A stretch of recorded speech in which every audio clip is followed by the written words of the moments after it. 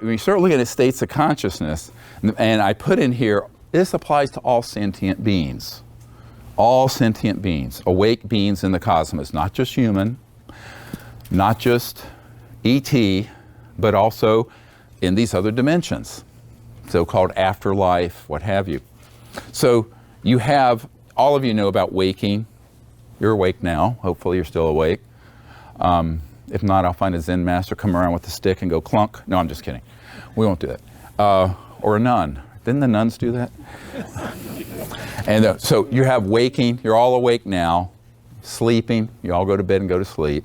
Dreaming, we've spoken about. Lucid dreams and lucid precognition, we've spoken about. Now, the lucid precognition is important to understand. All that is the ability to be awake in a dream and see something that's going to happen in the future, whether it's tomorrow or a week or a year from now. I met my wife in a lucid precognitive dream. I was in Israel in 1978, and I had these 5 dreams in a row, very strange, where this enlightened being came to me and introduced me to this woman that I'd never met. Said, this is who we wish for you to marry. And it's like an arranged marriage, but it was like from the other side.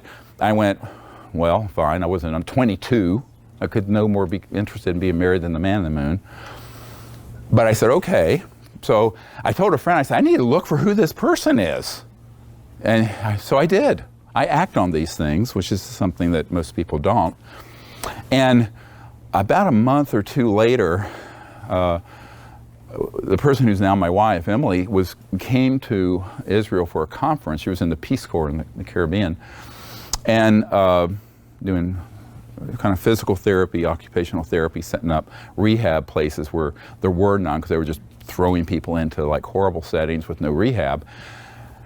And she was there for a conference.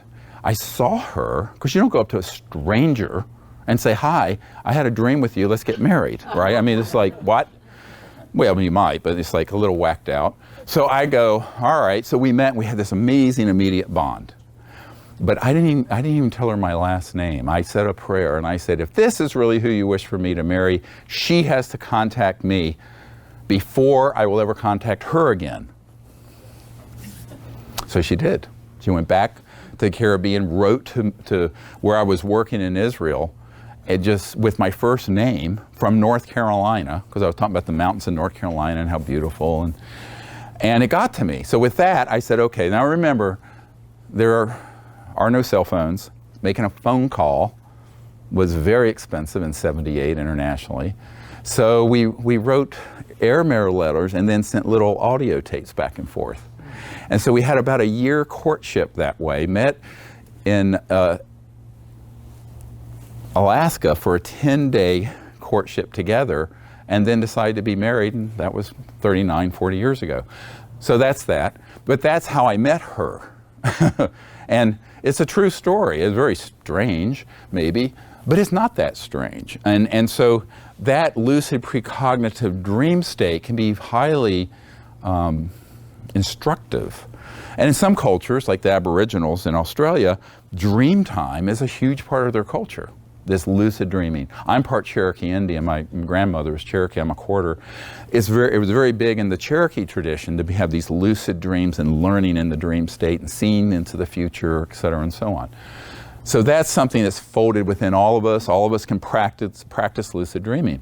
And then there's, in meditation, and various meditation techniques, you can access that unbounded pure consciousness, something called samadhi. So that transcendent state of consciousness is simply you're being aware of awareness without having your attention divided into perceptions that are discrete, individual perceptions. It's the experience of just the pure state of quiet consciousness in and of itself. It's very attainable by everyone. Everyone makes it more difficult. I teach different meditation techniques and people can experience that. It's very easy, actually. So all of you know about meditation and the samadhi state. Now, this is where it gets interesting, and this is just more from a Vedic perspective. You could divide this understanding up in many different traditional ways. There's cosmic consciousness. That is the experience of that unbounded infinite mind, even while you're up walking around doing daily activities, dreaming, sleeping, waking. So in other words, you're tied into and intimately aware and experiencing directly that unbounded aspect of consciousness seamlessly, even while you're doing things. You're not just sitting quietly in meditation, experiencing that samadhi state. That's cosmic consciousness. So that's the first of the higher states of consciousness that begins to evolve if you become a regular meditator and experiencing this on a regular basis, which is why you should be meditating 2-3 times a day and occasionally go on a meditation retreat that's an intensive. We just got off of one up at Mount Shasta. Now, as that begins to develop, and by the way, again, this is linear, but it's actually more organic. They unfold together, and aspects of one state begin to blip in and get experienced as you have others. The next one has been called God consciousness, mainly because of God's such a loaded word. You begin to have experiences of the direct perception of these other dimensions, celestial realm, and eventually that most great light creator being, but all the time. So you can look at a plant and see its astral aura. You can see spirit beings as they move in. You're in touch with the celestial realm.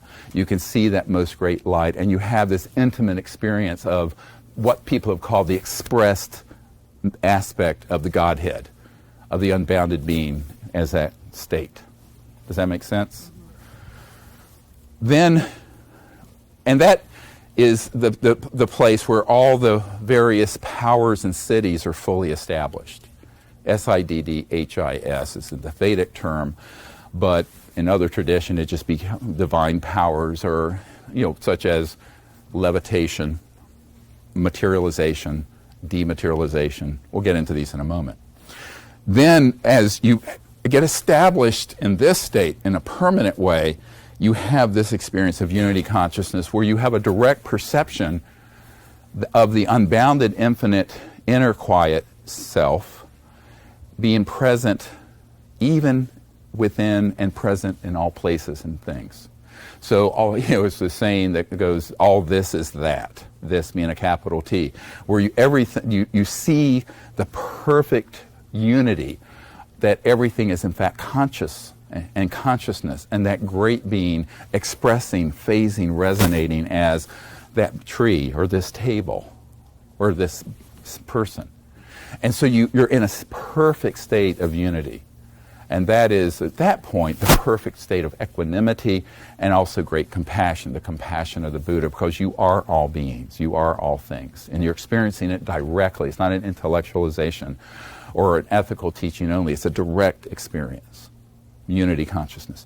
And then one that's been described, and this is my own definition of it from my own experience, is Brahman consciousness, which is you're experiencing that, but at will can experience the entirety of the manifested cosmos, the galaxies. All of those are part of your, or accessed, and you have a sort of universality of this unity consciousness, so that far galaxies, other dimensions, you're actually experiencing those at will.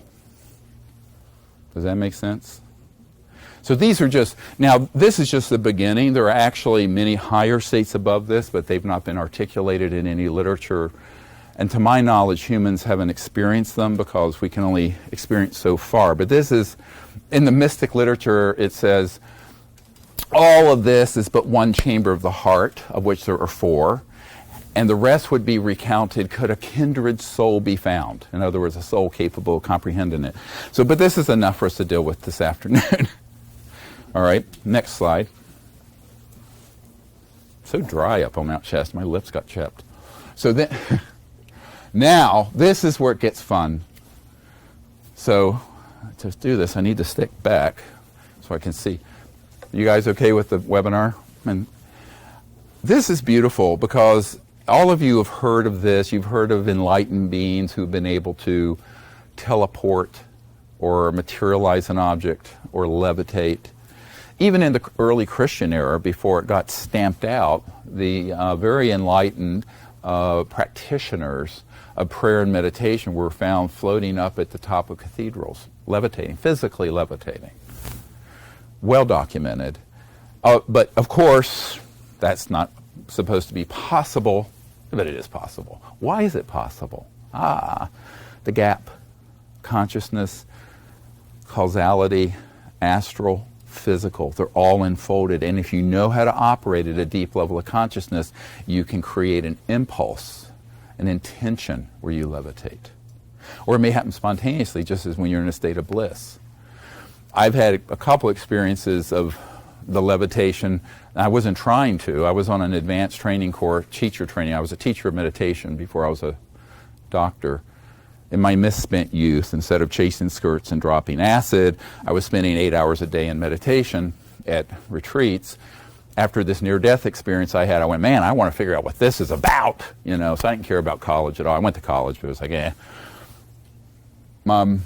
and I began to practice this meditation very deeply. And one time I was walking it was early spring up in upstate in New York, Livingston Manor. And I was on this course where I was meditating 8-9 hours a day.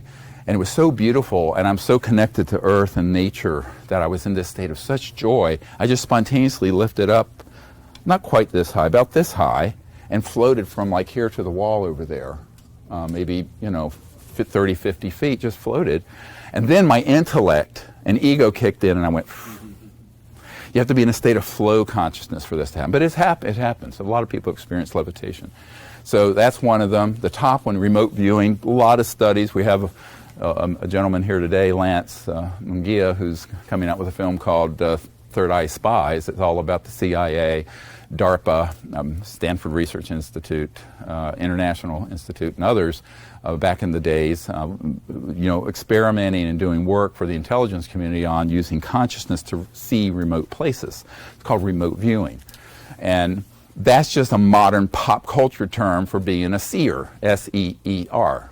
Someone who can see beyond the limits of linear space-time without the help of FaceTime or something like that, where they can do it through consciousness. But why is that possible? The only reason you're able to remote view or have a precognitive view of the future is because the consciousness, the true nature of the consciousness that allows you to be awake at this instant, this moment, right now, is omnipresent. Omnipresent in space and time, which means you can see any point in space and you can see any point in time, going back as far as you want. Now, going forward, you can only talk of probable futures because it's all probabilities based on what people do. Anyone who says it's fixed on a timeline doesn't understand how the cosmos is organized. So that's why, the soothsayers who say, on October 30th, this is going to happen, they're always wrong. I'll tell you why they're wrong. Because by the time they say it, they've changed enough variables by people hearing it that it's altered the outcome. Okay? Right? You get it? All right. Let's grow up. Childhood's in now. Now, all of these have a corollary technologically. So view this as the innate capabilities and / human and ET capabilities that are scientifically done through electronic systems and very advanced physics. So just like we have remote viewing that can be done through exploring consciousness and meditation, you can have technology-assisted consciousness. These are systems that help you hook up to that enable and facilitate remote viewing of different points in space or time. And these have been developed by all interstellar civilizations, and classified projects have quite a few of these that they've developed. Beginning in 1956, the man who had invented the systems that got taken over by the CIA was a member of my team. He was very elderly. And he had developed the electronics so that you could hook up to a headset and remote view anywhere. That was in 56. Highly classified. But he offered that system to me. I said, no, I would like to live a few more days. But I mean, I'm fearless but not stupid. There's a difference. That would have been stupid. So, and then you have these systems that help with remote viewing technologically. So visualize civilizations and classified projects that have electronic systems that facilitate the natural experience of scientific remote viewing or precognition and what have you. So those are fully operational. One of my military advisors had been read into, that's military speak, to a project, and this was in the early 70s, at White Oaks Naval Facility in Maryland. It's now closed, where they had a device, an electronic system that could target any point, any place on the earth, and extract from what the mystics would call the Akashic record anything that had ever been said or happened in that volume of space. So they could target this volume of space.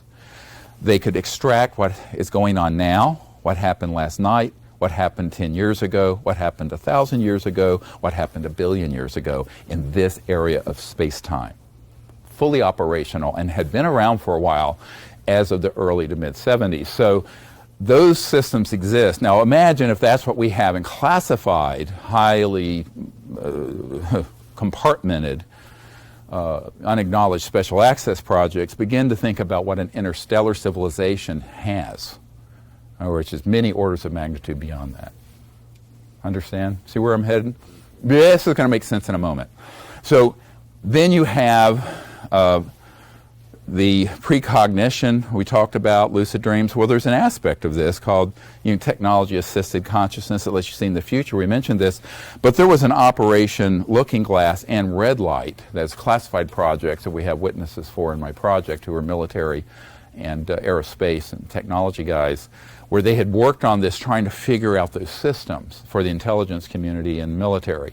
And I have almost 1,000 of these sort of deep insider whistleblowers now who work with me, who want the public to know what I'm telling you, by the way. And I mentioned levitation, beautiful. You can do it innately. There are techniques that you can learn for levitating. It's not important. It's more important that you learn how to be in a state of pure consciousness, because if you develop the central operating system is unbounded mind. If you develop that, these other things will unfold within you spontaneously as you need them. So don't waste time trying to learn a city in and of itself. If anything, it's a distraction. It's better if it unfolds naturally, in my opinion. It's a bit of wisdom. Now, that correlation is electromagnetogravitics, so-called anti-gravity. Now, this is something that was studied back in the 20s. T. Townsend Brown was doing work with crystalline structures and certain frequencies where they would begin to levitate. That was 28, 29. Imagine what we had by the 40s, and then extrapolate into an interstellar civilization that have technologies that are way beyond that. But in the U.S. intelligence, military, aerospace community, what's called gravity control, the ability to control gravity, which is actually controlling mass. We'll get into this in a minute. That was established in October of 1954. So from 1954 forward, we have not needed jets, rockets, surface roads, et cetera, and so on. That is a fact. But it's highly classified, and for some good reasons, because any of those systems could be weaponized into a missile delivery system. So you could get from here to Tehran in a couple seconds, maybe a minute or two, a lot faster than an ICBM rocket. Okay, remember, rockets are 40s, Wernher von Braun. Jets were being developed in the 30s, 40s. Internal combustion engines, the car you drove up here in, 1880s. 1888 Mercedes. Your Tesla, those of you who think you're being so cool, it's an electric motor which has been around since the late 1800s, plugged into a coal-fired power grid, or nuclear, or gas. It's not a Tesla, it's a Musk. There's a difference between a Musk and a Tesla. A Tesla would be pulling energy out of the fabric of space-time, okay? Sorry, Elon. Well, I mean, it's true. I mean, and we don't have. Our civilization's running out of time to do the little do-si-dos of pretend breakthroughs. We need to have some big breakthroughs fast. Trust me, believe me, we're running out. All right, let's do it. Yeah. So those, and there are consciousness-assisted technologies that interface and permit this sort of levitation effect, so that you can be wired into a craft, and your consciousness is helping guide it, but also is affecting its movement. Then you have what have been called teleportation. Now, you've heard of people who have appeared to sort of vanish in one place and reappear in another, like some of the great masters. That's something humans can do, and it's a teleportation experience. This can also be done electronically and through physics and transdimensional physics, where you can then teleport a craft and the beings within it across the vast distances of space. I have one of our witnesses who's in the Disclosure Project material, Fred Threadfell, who was up at an Air Force base in 1953 in Canada. And they were experimenting with the electronics of this, where it was very prosaic. It was an ashtray, and they would create a resonant field around it here, and then they had a place for it to go to at another part in the base, and it would go back and forth, dematerializing, teleporting, boom, boom, boom, boom, back and forth. That was 53. All right, so that was 65 years ago. Now that's human classified research and development. Now extrapolate hundreds of thousands to millions of years into the future, what interstellar civilizations have. Very developed. Next. Then you have, this is a continuation of this. This is by no means exhaustive. The list that goes on and on and on, we'd be here all day. But this dematerialization, rematerialization. Now you say, well, that's the same as teleportation. It isn't. It is and it isn't. But it's a stationary, it can be a stationary experience where you can, in any volume of space, by accessing that cosmology on the first slide, set up a resonant field where something can be materialized in that volume of space. And you've heard of various adepts in India and elsewhere who can materialize a gem or materialize a ring or materialize a stone or a ruby. Well, that can be done by understanding how consciousness is omnipresent, but within the field of consciousness within each of us are all these other finer levels that can then be accessed, so you could bring something into 3D, not by pulling it from somewhere else, but by manifesting it from the elementals, let's call it, the subatomic, at that interface in the gap, and then cause that thing to go poop, pop, right there. Got it? That's what materialization. So that's been done innately by humans. Now it also can be done through technological systems. So you could have an interstellar spacecraft hovering outside this window. You wouldn't see it. It's dematerialized, and it could be in a very fine level of that cosmological structure that was outlined prior. And if it wanted to, it could go blip, fully materialize in a nanosecond, and then dematerialize in another nanosecond. We have actually had that happen up at Mount Shasta. Craft would appear, disappear right in front of us. Huge interstellar craft. Cool stuff.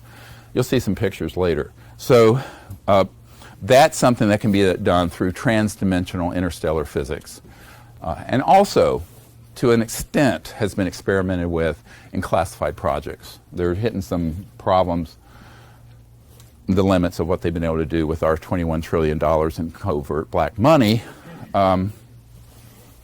So manifestations of objects, I've mentioned. Materialization, dematerialization. An object can go and be here and just go through a resonant shift, and that can cause this to disappear. It's still there, but where is there? It's in those finer, near astral resonant fields in the gap, in the interface between 3D and other dimensions. Does that make sense? But it can be done electronically. It's all electronics, really advanced electronics. I'm not, not this. No offense, Steve Jobs. Well, he knows this now on the other side. So, it's true. Hey, Mark Zuckerberg, heads up. Here's where we're headed. So So the manifestation of objects is something that, as I mentioned, mystics can do, but ET craft can do that, and this is where you get into extraterrestrial manufacturing systems. What we call, okay, back up. You came up here in a Ford or a Tesla, doesn't matter. The metal was dug up out of the earth, smelted, turned into steel, aluminum, alloys, bolted and riveted and welded together, blah, blah, blah, blah, blah. That's linear manufacturing. Now let's talk about non-locality manufacturing, where by setting up a standing wave in the near astral interface, this gap between 3D and these other dimensions, you set up like a blueprint, an architect, but it's a resonant blueprint, resonance blueprint. That can cause an object then to come into 3D, and it'll be perfect. It's seamless. It's made of the purest materials. You know, this is why when we've studied the remains of ET craft that we have been downing with advanced scalar longitudinal weapons, the composites and the materials are things that we can't even create from earth raw materials in the vacuum of space. I mean, they're just unbelievably pure. And that's why the light and the energy from these craft are so extraordinary.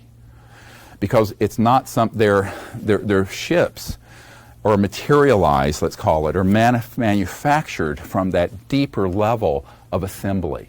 It's not being assembled from digging stuff out of the ground and smelting it. It's being assembled from that resonant field that, and then is brought into 3D. So it's incredibly pure. And by the way, the way you can tell a difference between a classified anti-gravity aircraft that looks like a UFO and an interstellar is the man-made ones have seams.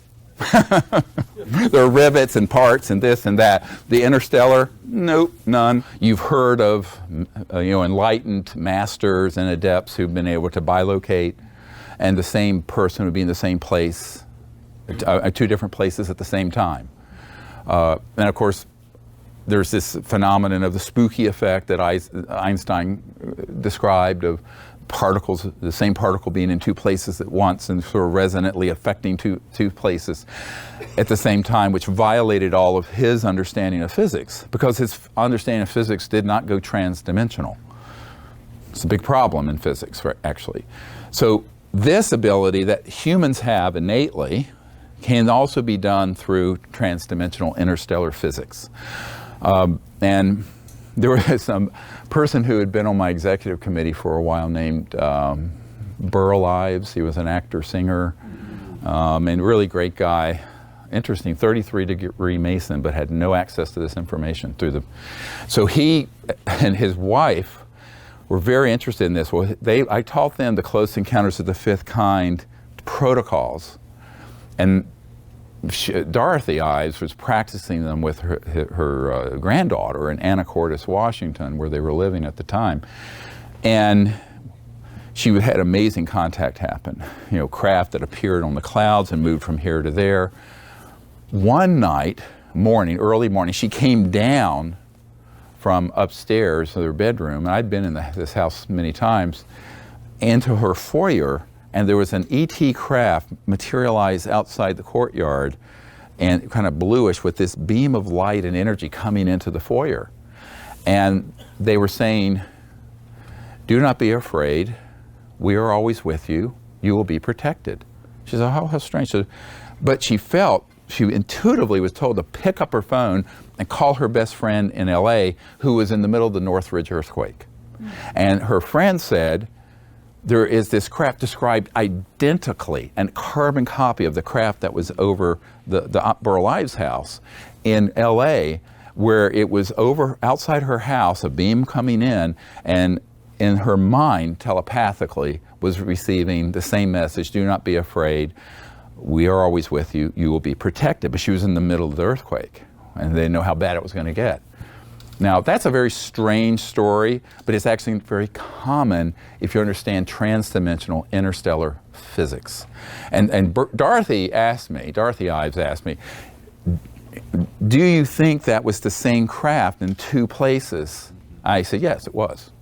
Because they can bilocate, trilocate, quadrilocate, et cetera, and so on.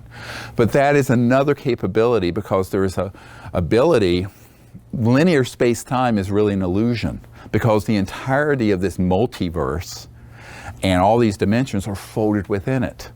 And once you master that, that explains all these things that have been called Siddhis, S-I-D-D-H-I, the Vedic powers and abilities. And then, of course, you can do remote healing events. You've heard of this. We talked about intercessionary prayer and things of this sort. And it's very beautiful. And this translates into extraordinary transdimensional interstellar medical technologies that involve consciousness-assisted technology, technology that is assisting the mind and the astral subtle body, non-local resonant field medicine, etc., and so on. The future of medicine will move away from chemicals and surgical into things that look like Star Trek tricorder sort of stuff, but that will be working on that level transdimensionally. And the ETs have those systems already fully operational. Some classified projects have versions of it, none of which can be disclosed without also tipping the hand to the energy, the physics behind the energy, which would terminate ExxonMobil, the petrodollar, the gangbangsters, your utility company, your road system builders, Boeing jet engines, rockets, internal combustion engines, coal, gas, all of it. $1,000 trillion in assets would vanish if any of that were disclosed. Therefore, they've decided to keep it secret. Meanwhile, we die of cancer and other diseases unnecessarily.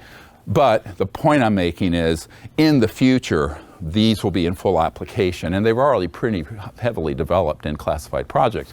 Interstellar civilizations have a very high level of this development.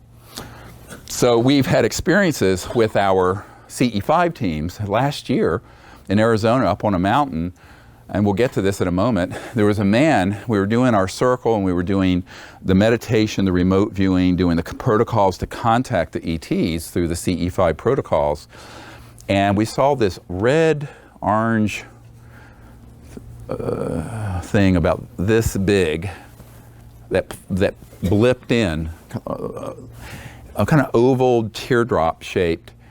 And it just goes boop, boop, in a fraction of a second. Someone had the lens of their camera open, and in the picture is this fairly large ET with a triangular head with some kind of device he was holding in a tunic. And the man that was right beside the ET had this amazing contact experience with him that continued throughout the evening and night till the wee hours of the morning. And he had had a permanent hearing loss with hearing aids, and that next day he came to the meetings and he was totally healed. He had no hearing loss. And to this day he doesn't. So that was an interstellar ET hearing of this man. He was very pure-hearted, and he stayed with it, and his hearing loss was gone. He just threw away his hearing aids. That happened a year ago in May. Beautiful. Wait till you see the picture. We have a photograph of this ET in our circle. You'll see it in a moment. So next. Is this fun? Yeah? All right. Now, this is where it gets really interesting. Michio Kaku, many of you have heard the name, has talked about us getting from a level 0 civilization to a level 1. Peter Thiel has talked about us going from 0 to 1 technologically, because we really are stuck. That there's innovation around the edges, but there's been no big breakthroughs. Well, I got news for Mr. Thiel and for Michio Kaku. We have the big breakthroughs, big, huge breakthroughs. They are classified. And they are classified because the internet, smartphones, YouTube, Netflix, Amazon, those are really not disruptive. This stuff would really transform our civilization. And so the stakeholders, the multi-hundred trillion dollar stakeholders, would have to find something else to do besides being petro-Nazis and gangbangsters. But that's another issue. But when we go through this, our civilization is, the bad news, we're level 0. Our entire world, the globe, the earth, human civilization, we're at level 0. The good news is we're going to make it all the way to at least 7 or 8, and you'll see this in a moment, in the next few 100,000 years, which we'll describe. Now, this is the current human predicament. We're we have disunity, war, primitive environmental destroying technologies, and we're at this point of extinction level events. So a level 0 civilization would be the current conundrum that we're in now. And that is, we have advanced enough technologically to have cars, jets, nuclear weapons, but spiritually and socially we have not advanced to where we could have those technologies and behave in a way that wouldn't destroy the planet. It's sort of an existential realization and a crisis that the root of this is the lack of recognition of the central oneness we have, not only with each other, but with the cosmos. In a lot of ways, the problem is a spiritual problem, not religious, but the solution is spiritual also, deeply spiritual. I have a theorem. Spirituality is usually inversely proportional to religiosity. So the trappings of the catechisms of religion often bring people further away from true spirituality because it becomes a matter of control and demagoguery, which is what men do. But if we were to look at true spiritual development and the pursuit of higher states of consciousness that I went through a moment ago, those higher states of consciousness are all attainable by every one of us. But the first level of consciousness we have to attain to live on this planet, to get to a level 1 globally peaceful civilization, is to understand there is only, as Erwin Schrödinger said in 1908, who was one of the fathers of quantum mechanics, but it was a particle wave theory, he said the total number of minds in the universe is 1. That is, it's a singularity. Consciousness is a singularity, and therefore all of us are one great being moving around in different individual expressions of ourselves, of that great being. And that once we realize there is this deep, ineffable, experiential level of oneness, we're not going to want to engage in warfare because my God is better than your God, I'm Catholic and you're a Protestant, we'll blow each other up in Ireland, I'm Sunni, you're Shia, we're going to blow each other up in Iraq, I'm this, you're that. That whole divisiveness. The problem is, the thrust of the classified projects and almost all of the UFO subculture is to show the alien UFO phenomenon as the good guys and the bad guys, and the cowboys and the Indians, and they're the grays and the reptilians versus the ones that are Nordic and of course always look like a beautiful woman from Sweden. Let's call it out. It's interstellar racism instead of planetary racism. It's racism in a different guise. It's just flat out racist. So to get to here, we have to transcend isms. We live in a time of all the isms. Capitalism versus communism, racism, homophobia, all the religiosity and ethnic divisions, all of that is a symptom of something more central. And this is the lack of the spiritual realization of the ineffable oneness of all intelligent life. And that isn't just human, but interstellar as well. That is the foundation of universal peace. Now, to get to this, which is not just peaceful on this earth, it's no good to have world peace if it's based on an interplanetary war. That's not going forward, my friends. It just isn't going forward. To have interplanetary war be the thing that unites us, as Ronald Reagan said at the United Nations, oh, wouldn't our job of creating world unity be easier if we had a common alien threat to unite against? No, no, no. We don't have to unite the world around another fight. However, that would greatly enrich the military, industrial, laboratory, finance complex, which is what's running the planet into the ground. All right? So we're going to ground hard, and we're facing an extinction level event, particularly if we go there. My main focus for the last 20 years at the Pentagon and CIA is to pull those folks away from things that I haven't ever talked about, that are fully operational, that are trying to be agent provocateur, to provoke an interplanetary war that is actively going on. It's very dangerous. It's the main thing I talked about with Boutros-Ghali, the UN Secretary General in the 90s. But this could lead to an extinction level event. several things. One, thermonuclear weapons, obviously, mutual assured destruction as it's called. Two, biosphere collapse, because we've stayed with fossil fuels and nuclear and those systems for 100 years longer than we should have. We should have had Tesla type, real Tesla type systems 100 years ago, and could have. We should have had no surface roads by the mid-50s. Forget the Eisenhower interstate system, didn't need it. We should have had a globally prosperous, peaceful civilization by the League of Nations that got subverted after World War I, and then we had World War II, and the militarists want to have World War III, and as Douglas MacArthur said, will be interplanetary. That's what they want. They want global destruction and war. These are sick puppies who are running these operations. I know a lot of them. Okay, so I've met too many of them. I've been in skiffs underground, I've had dinner. They either hate me or they love it. I don't mind being hated by people like that. So, anyway, so this level of zero civilization is where we are. The foundation, the root of that dysfunction is the lack of the understanding of the oneness that of all life, not just on earth, but in space, in the heavens. So that is a deep consciousness. This is the deep ethics behind the science of consciousness that can transfer into sociology and psychology and politics. That needs to happen.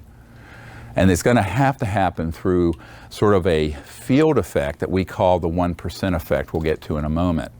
So once there is a certain consensus in consciousness to live together peacefully and to do so from a deep level of the experience of the transcendent aspect, non-local aspect of consciousness, a really deep level of spirituality. It's more than a religious catechism. It's the experience of that ineffable oneness that Edgar Mitchell experienced when he was on the moon and looked back and saw the earth and could go away with his thumb. That level of cosmic awareness, not necessarily fully established in cosmic awareness, but the experience of that oneness in pure consciousness and meditative states and understanding of it, you need 1%. So we need 75 million people. It's 7.5 billion on the planet, do the math. We need 75 million people actively in that state and not only just thinking about it intellectually, but experiencing it and acting that way. Then we get here. Now, how does that happen with 1%? You know, they've done studies with meditators, or they'll send them into a city, and there'll be a group of people meditating. If they have 1%, say a city has 250,000 people, so 1% of that would be 2,500. So if you send 2,500 people in there who are in meditation together and stay there for some time, the crime rates go down. There is more coherence in society. This has been documented. But it's interesting because in non-human, non-sociological studies, guess what? They found the same thing. It's called field coherence, quantum mechanics. So take, for example, the superfluidity in helium. You can take a container of helium, cool it down to absolute zero, which is minus 260 or 70 degrees, something like that. And as you begin to do that, the helium atoms begin to become aligned coherently. When 1% become coherent, there's what's called a phase transition. And the entire container of helium becomes superfluid. And it can go up and around and through, and it's total coherence. It takes 1%. Not 99, not 51, it's not voting.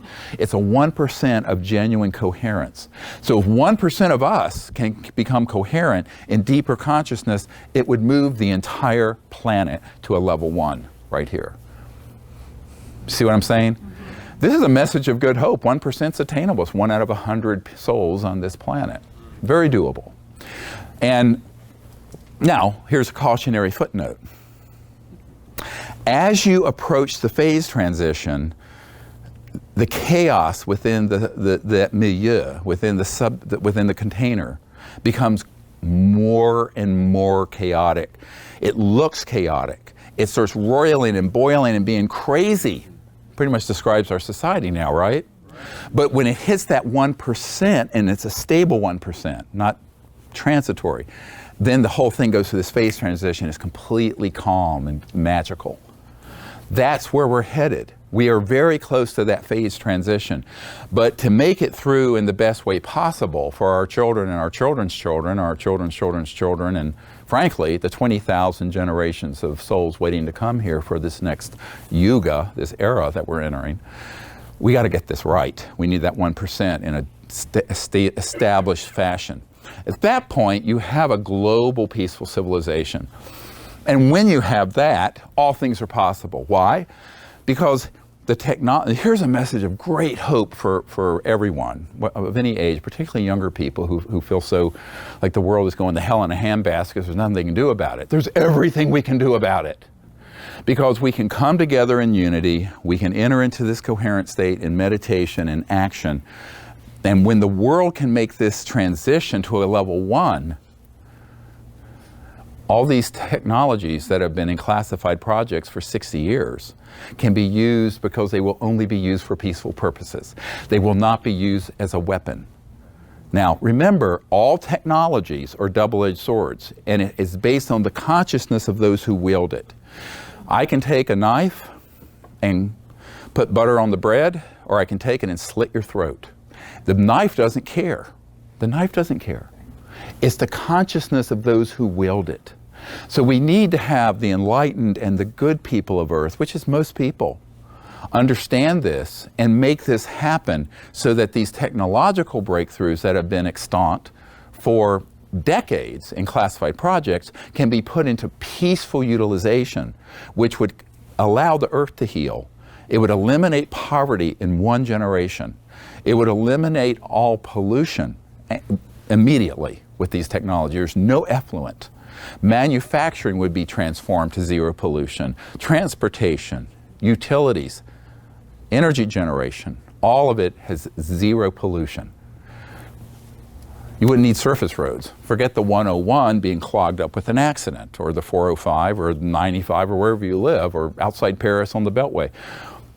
All of that is an artificial state because the state of coherence and peace has been forestalled. We're all responsible for that. And the aggressiveness of sociopaths in the corporate, military, intelligence, governmental worlds that have taken it upon themselves to keep the fires of conflict and war burning longer than they should have ever been allowed. Now, these interstellar civilizations understand this. They're watching, they're waiting patiently, but there's a limit to how far we can go before we blow the system and have an extinction level event, which would be a biosphere collapse, a massive war with these weapons, or worse, the fools that have these technologies who are weaponizing them and putting them on satellites targeting ET craft provoke something that we could not recover from.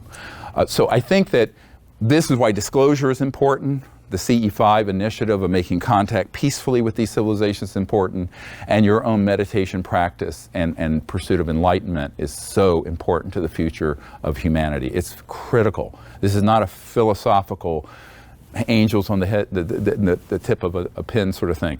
This is essential, and we are in a global emergency that needs an emergency intervention. And as I always joke, I'm an emergency doctor. I know an emergency when I see one. So guess what? We're in one. But it's like the frog being boiled, and the heat's going up slowly, slowly, slowly, and the frog doesn't know until it's cooked. It's cooked. So we're about to get cooked. The biosphere is cooking, the waterways are dying, the land is polluted. There's a balkanization of left and right and sort of proto-fascists and neo-fascists. And in Charlottesville, where I live, we had the fascists run over that lady last August. All of that, that's not sustainable. That's not a sustainable paradigm. We have to have a sustainable paradigm based in consciousness and peace and higher states of consciousness. And it isn't going to be everyone on Earth, but we need the 1%. The phase transition, There you go. So that's what we have to do. Once we have this, then medical technologies that are based on trans-dimensional physics can be used, would be used, and developed quickly.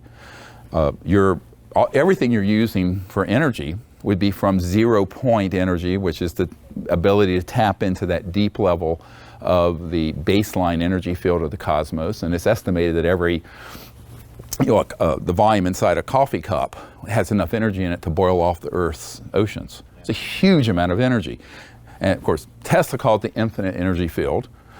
Professor Dirac called it the Dirac Sea, modestly, after himself. And but whatever, it's there, it's been proven to be there. Technologies have been developed based on it. If anyone has one, hand it off to us. We'll get it out in the next 6 months, in 6 days actually. But that's what we need to have. And then all the other ones can come in. Electromagnetogravitics. If you're a peaceful civilization, not using it for a missile launch system, then instead of having a Airbus 380 or 747 to go to Europe or Australia, you go up, a few minutes later you land. Wonderful. Those are fully developed and operational and classified projects.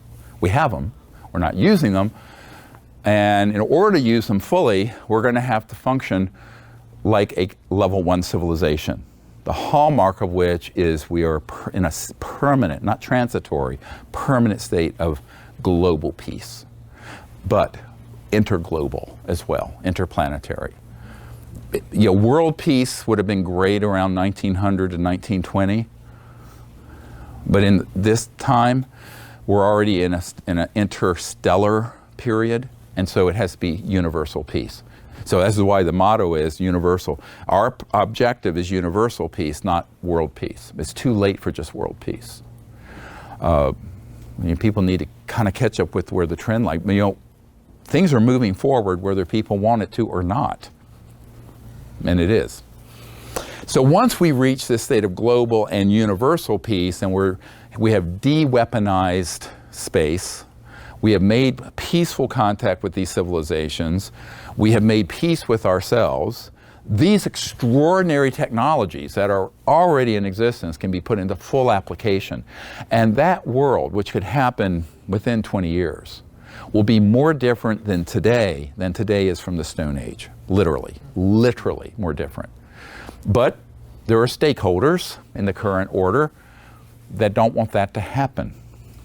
Whether it's the war machine, the military-industrial complex, the technology sector, the energy sector, the transportation sector, the medical sector. We're talking unbelievable amounts of the macroeconomic system we're in is based on a collapsing order, and that it's an order that's destroying the planet in the meanwhile. So to move off that trajectory, we're going to have to make some very hard, grown-up decisions very quickly, because we're living right now in a period of the biggest mass extinction of species since the dinosaurs. And it's all man-made. All of it's man-made. We're doing all of this. So we've created the problem, we can solve the problem. But to get there has to come from, as Einstein said, a different level of consciousness than what created it. We can't replace international conflict or racism or homophobia or ethnic conflict or religious conflict with interplanetary xenophobia and conflict, which is the main thrust of the fake disclosure efforts that are going on, and which is people of goodwill and conscience need to understand what's really happening out there. And then once you have this permanent peace, this level 2, these get fully established, and the pursuit of the science of consciousness is the central, this is the key thing between a 1 and a 2. Now all these things are overlapping, just like the other states of consciousness. These, the seeds of this are already in level 1, level 0, we're working on that. The seeds of a level 2 are in this, but then the pursuit of the sciences of consciousness and the interface between consciousness and mind and space, time, matter, electronics, and higher states of consciousness, personal enlightenment, all through those states of cosmic consciousness, God consciousness, unity consciousness, etc., that becomes the central focus of the civilization. Why? Because there's infinite abundance. You push a button, you materialize what you need. There's no scarcity, there's no poverty. People aren't working 80 hours a week with 2 parents trying to have a family. The whole social structure changes where it can then begin to pursue not only creative and artistic pursuits, but the personal individual development of higher states of consciousness. That becomes the main thrust of a level 2 civilization. Next.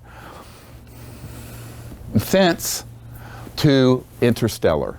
Now, once the civilization is peaceful and is also can understand transdimensionally all of these systems and is in a state where they're pursuing higher states of consciousness so they can understand what's out there.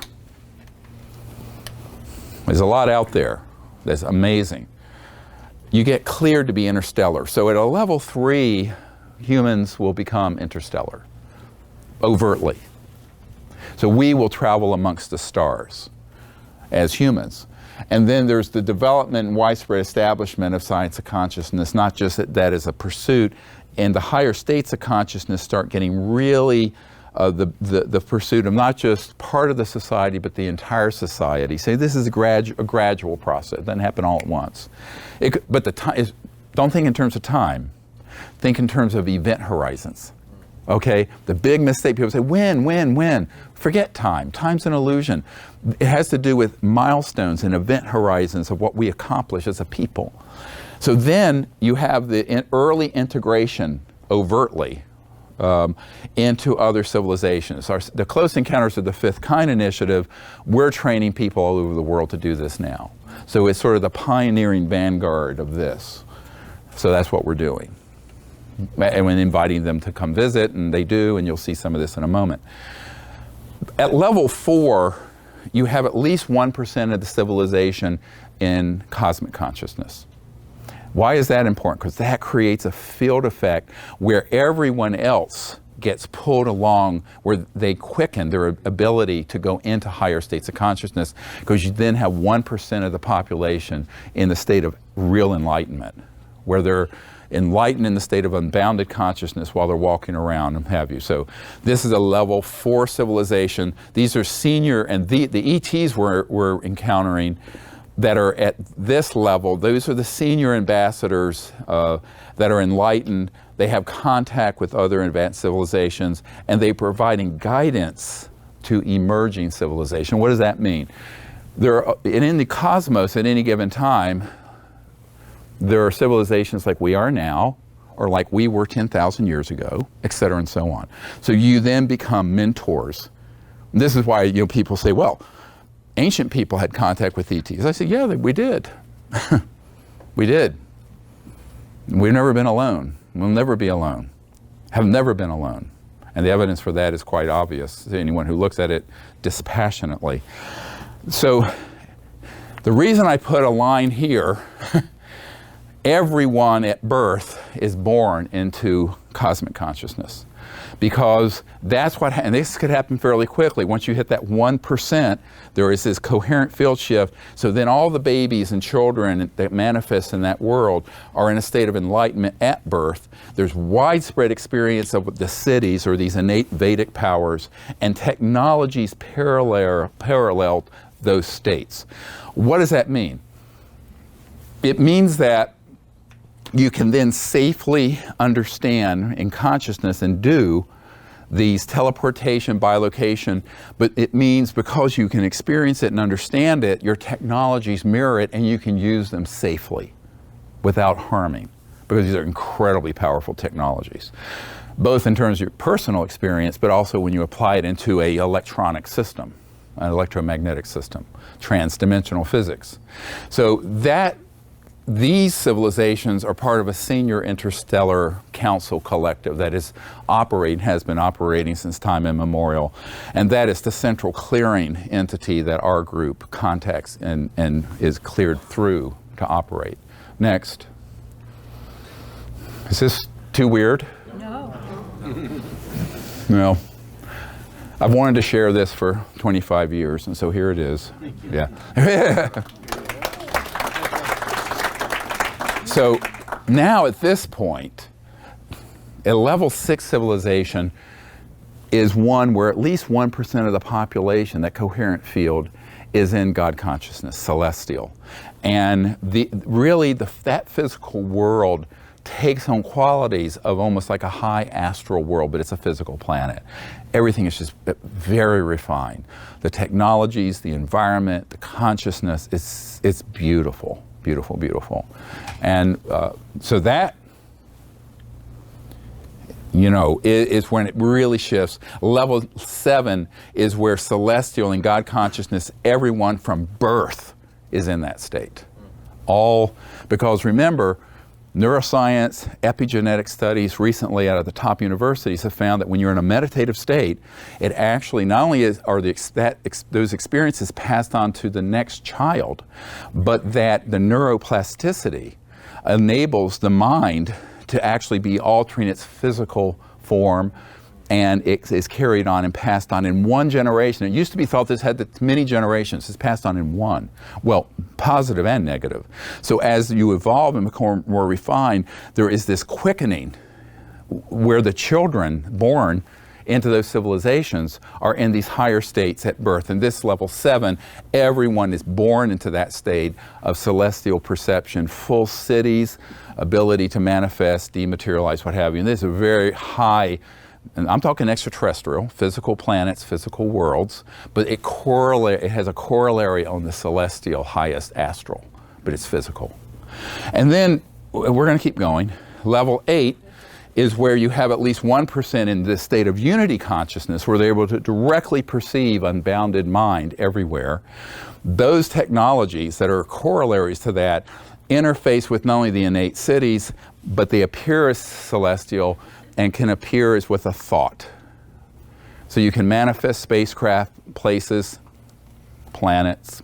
This gets into some really, the term at the CIA is WSFM, weird science and frickin' magic. It isn't magic, but it's something that many people have an experience with civilizations that are at these levels, 5, 6, 7, 8, and up, and they'll think they had an experience with an angelic being or celestial being because there's so much similarity. All right, but they're distinct, but they're similar because oneness is what it's all about, but also the technologies, when you're talking about a physical planet with physical people, they become transitioning into what have been called light beings and craft that are light ships and civilizations that are everyone on it in these very high states of consciousness. So let's go on to 9, 10. So this is when at birth everyone is, a level 9, everyone is in perfect unity consciousness at birth. Now this is almost too hard to comprehend, but from where we are at a level 0, but these civilizations are out there. We've had contact with these ambassadors. And at this point, about 1% are in this Brahman consciousness, where they're experiencing within themselves not only unboundedness within and unboundedness externally, seeing all of it as one pure conscious field, but can experience the whole cosmic creation at will within mind and consciousness as an individual. So that's this state. And then 10 is when everyone is in that Brahman consciousness state. And it goes, believe it or not, it goes on from there. But this is probably enough for us to sort of contemplate and meditate on. What's interesting about all of these, from a level 0 to a level 10, is that the technologies are commensurate with the level of consciousness. So the consciousness interface with technologies, physical form, physical worlds, physical spacecraft, are an outgrowth of the levels of consciousness attained. But think about our world. Most of our world is in a state of disunity, socially, spiritually fractured and separate from our inner self. Our technologies are destructive, violent, breaking apart things, blowing things up. Your car, you're basically just having a little controlled explosion in an internal combustion engine, burning dinosaur-era fuels, destroying the environment. And so is your electricity that you're charging your Tesla with. So until I'm trying to get these high-tech people to think a little further. So go a little further. Let's go. Come on, come on, come on, come on. All right, it's enough of that. Tinkering around the edges won't do. It's time that we launch to this next level. And that you begin to understand what you see happening technologically and environmentally is a reflection of the level of consciousness of the planet. This is why we need this 1% effect in people who are pursuing higher states of consciousness, meditating, understand this, to create that morphogenic field, this quantum coherent field transition, phase transition, that will then, people you don't even know, will be affected by your state of consciousness. And they've done studies because they will spontaneously move away from the actions and thoughts of destruction. All right? But imagine then, extrapolate that up through these higher states of consciousness, the correlations in technology, in experience, in purpose. And your purpose in the cosmos and being. It's beautiful. Now, let's go back a slide. Hello? Can we go backward? Oh, all right, good. So, one more slide. Let's do it here. This, level 7, as I have understood it, is where humans, we will attain this level, where everyone is in this state of God consciousness by the end of this cycle, this yuga, this 500,000 year cycle that just opened. So in the next few 100,000 years, Earth and all of humanity will be at this level, a level 7. It'll take a little longer to go beyond.